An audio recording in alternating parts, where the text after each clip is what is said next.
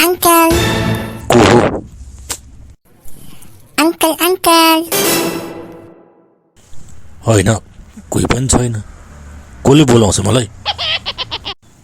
सुनसान ठाउँमा के हो के हो? अंकल हिहिहिहि पर्साए। तेरीमा साथै लग्यो नि। बुढा मान्छेलाई जिस्काउन लाज लाग्दैन तँलाई? के को लाज? नाङ्गै डिस्काए भए पो मैले त लुगा लाछु। अझ बढ्ता बोल्छ।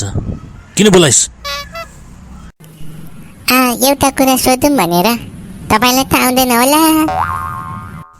के कुरा सोध्ने? अंकल तपाईँ कहाँ जानु लाग्यो?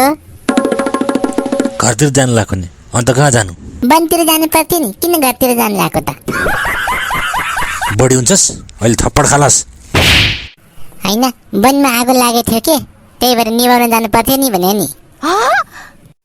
के रे साँच्चै हो? होइन।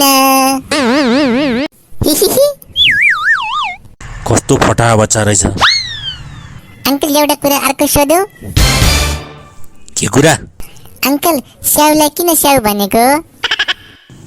के थाहा मलाई, किन भनेको? खाँदाखेरि स्याउ स्याउ गर्ने भएर स्याउ भन्यो नि, त्यति पनि थाहा छैन। तेरीमा फटा गएँ म। के सोध्छ?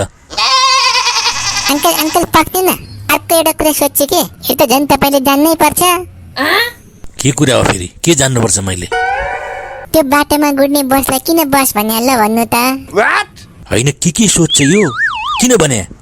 त्यति पनि आउँदैन, सबैजना बस्ने भएर बस भन्या नि। यसले त पागलै बनाउने भयो तँलाई म पक। आएन ठुलो मान्छे भएर पनि अंकललाई आएन। अंकल पनि पढ्ने बेला गुच्चा खेल्न गएको, अहिले आएन।